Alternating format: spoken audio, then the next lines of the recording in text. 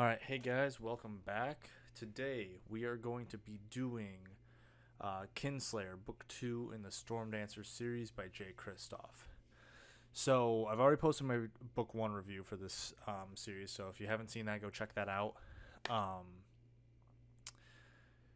This will mostly be a spoiler review. I'll do a little bit of talking about the summary of the book up front, and then if you like the first book, I would say that this book is probably the best of the trilogy. I like this one quite a bit. So if you did like that book, I would say go ahead and read this book for sure. If you don't, though, I would probably pass on this book as well. I don't think it adds a lot to the world and the world building, and some of the new characters are great, but you know it still has similar problems that the first book did. So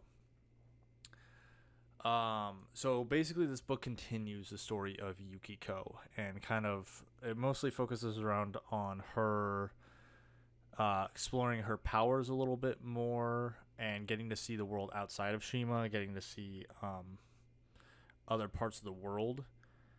We also get new side characters of Hana and Yoshi, and their struggles in the slums of the main city in the book, as Yukiko's kind of rise to power.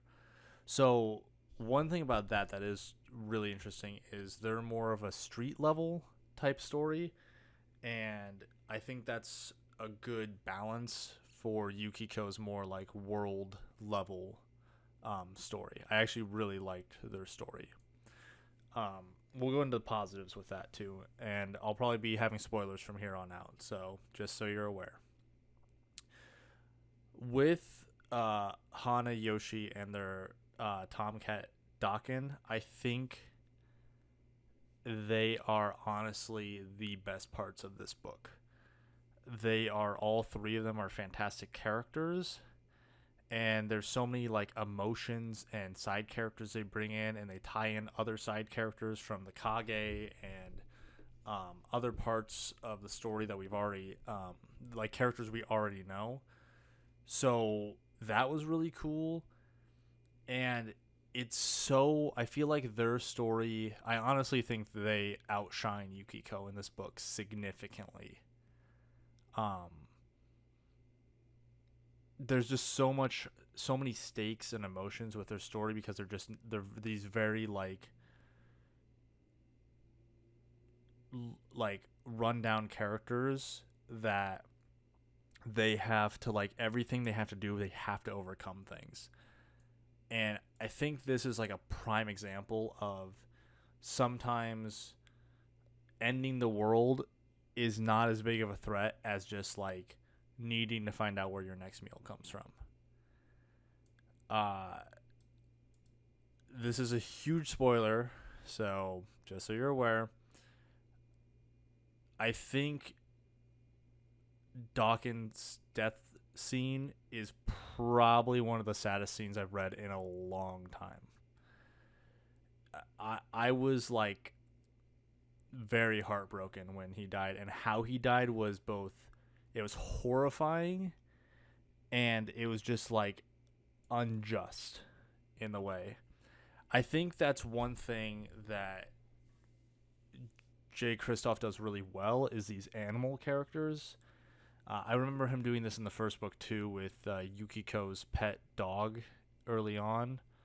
It's just like he knows how to make these minor animal characters just very like close. I feel like Buru is not as good. I actually think he's a little weaker than both of those, but I think that's because we get to see more of him. But yeah, nah, Dakin is.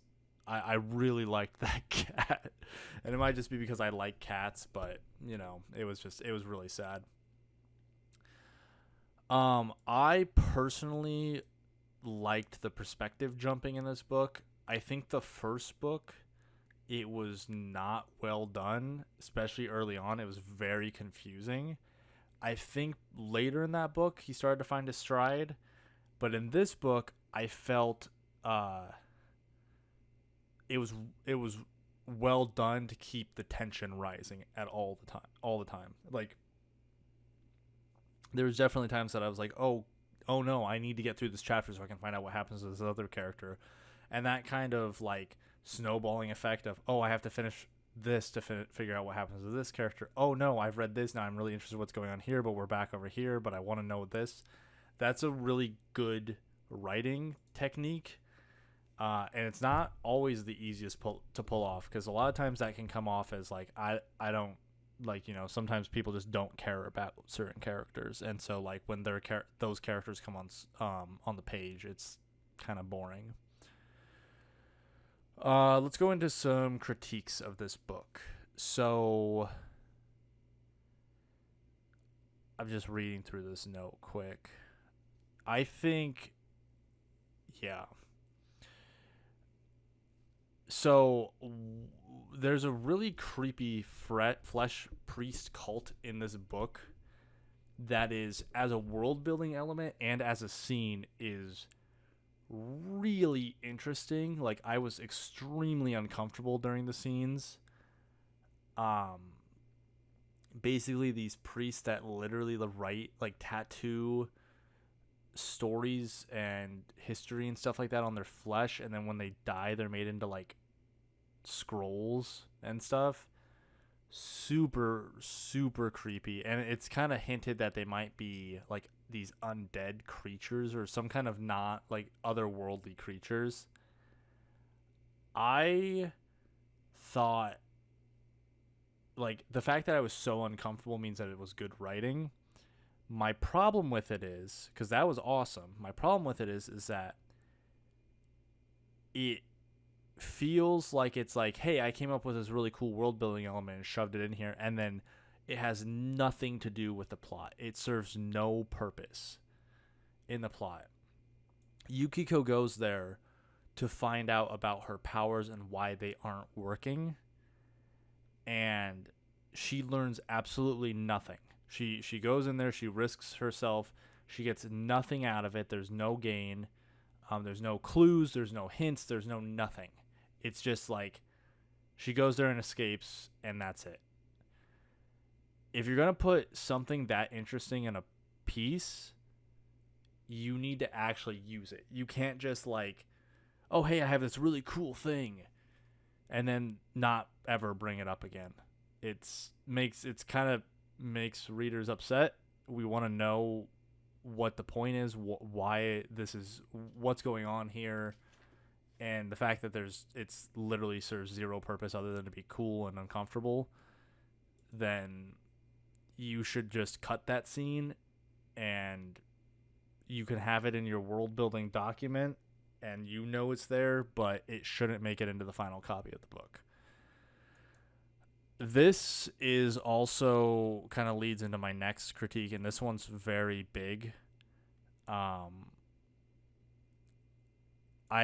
hate, that's definitely the word I want to use, that Yukiko's loss of control is due to her being pregnant. It's pretty dumb.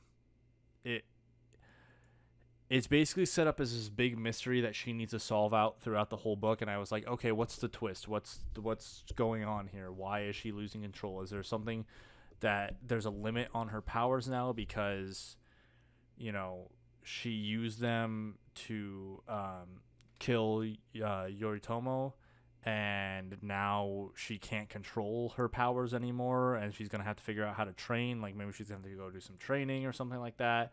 Or maybe she's not going to be as valuable because she can't control them as much. No, she's pregnant. That's why her powers are all over the place. One reason that I hate it so much, which is more of a plotting element, is that it's kept secret, and it's the main driving force of Yukiko's story through this entire book. I mean, there's other stuff that's going on, but like that's the main point, is her trying to figure out what's wrong with her powers. And she is just like basically like a, hey, you're actually pregnant. Cool. So you wasted our time having us go on this adventure to find out what's wrong with her powers. That's if you were going to do that, don't have her leave and just tell us that and then have her deal with those consequences. But no, it's set up as this mystery that she needs to solve, and then it's just like, oh, you didn't realize, but here you go. I don't know. I absolutely despise that. I think it's just I think it very much takes away from her story and giving her some more chance at character development. It completely cripples her character development for the rest of the series. I also, this is my second point, and this is something I harped on last book and something that I am still annoyed with, and this is actually might be worse. Yukiko's 17, and she's pregnant with twins.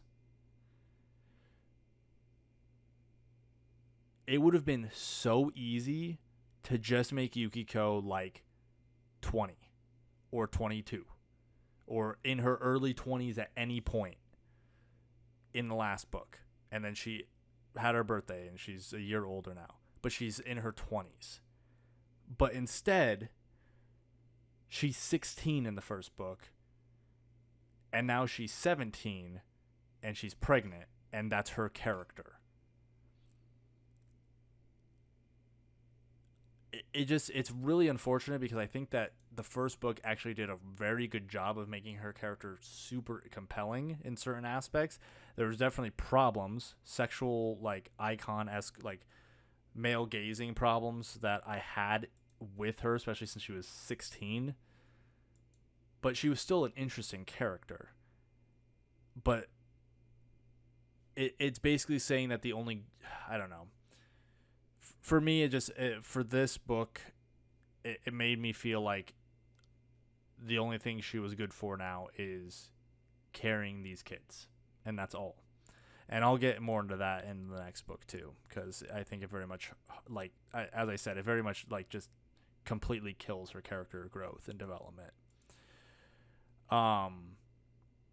Even with those criticisms, I think that this book is significantly better than the first. I actually think Hana and Yoshi's story is so compelling that it makes up for a lot of Yukiko's weakness in this book. I actually think without them, I might have put this book down. They are, I think their story is so interesting and really well done. And I think that Jay Kristoff does good in setting up a character arc for an initial book, but maybe doesn't know how to expand that over the course of a series. But yeah, I think this book was definitely the strongest out of the trilogy, and I'm excited to review the third book because I've got some strong feelings about certain parts of it.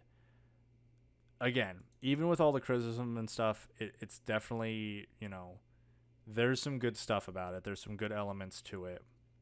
Some stuff that definitely deserves praise. And I'd let you guys know if there wasn't. So I think that's going to be the end of this one. So I hope you liked the video. If you do, if you agree, disagree with me, if you've read this book, or if you don't ever plan on reading this, or you want to read it, post in the comments down below. I want to talk about it. I want to see what other people think about it. And be sure to subscribe. Helps out the channel a lot, and I really appreciate it. So thanks for watching.